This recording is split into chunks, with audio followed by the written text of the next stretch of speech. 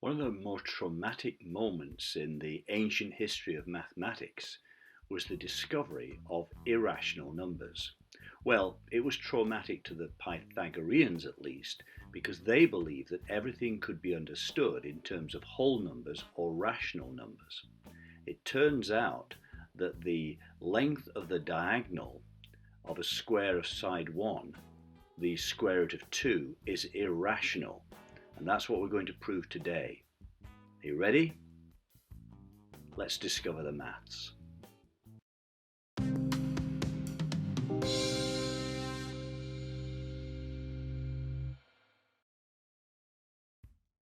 Before demonstrating that root 2 is irrational, let's look at a related issue.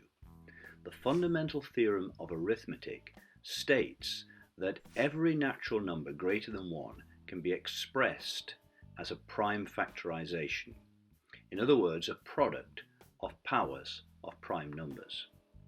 24, for instance, can be written as 2 cubed times 3. We can also write this as 3 times 2 cubed because of the commutative property, but it's the same expression. In the case of a prime number, its prime factorization is just itself. The factorization of 2 is simply 2. The factorization of 3 is 3, and so on.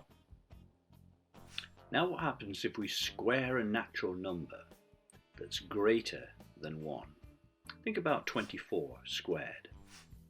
To get the result, we multiply each of the exponents by 2, which gives 2 to the 3 times 2, which is 6, multiplied by 3 to the power of 2. So we've factorized 24 squared, and because we've multiplied all the exponents by 2, all the exponents are even numbers. From what we've just said, you can see that in factorizing the square of any number, all the exponents of its prime factors are, that's right, all the exponents are even. It's a consequence of the fact that when we square a number, we multiply by 2 all the exponents of its factorization. Think about 346 squared. I have no idea what that is without working it out, but I do know that in its factorization, all the exponents are even. Now we come to the proof that the square root of 2 is irrational. To do this, we're going to use the method of reduction to the absurd. In other words, we'll assume the opposite to be true and then show that this leads to a contradiction. So, suppose that root 2 is rational. Then root 2 could be expressed as a fraction, a over b, where a and b are integers, and also positive because root 2 is positive. Let's also assume that this fraction is irreducible, so that we can't simplify it any further. Squaring both sides of the equality, we have root 2 squared, which is 2, equals a over b squared, which is a squared over b squared. The b squared in the denominator moves to the top on the left-hand side, so that we have 2b squared equals a squared. From what we said earlier, in factorizing a squared, all the primes have even exponents.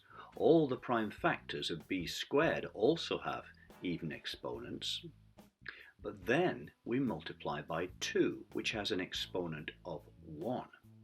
When multiplying powers of the same base, the exponents are added.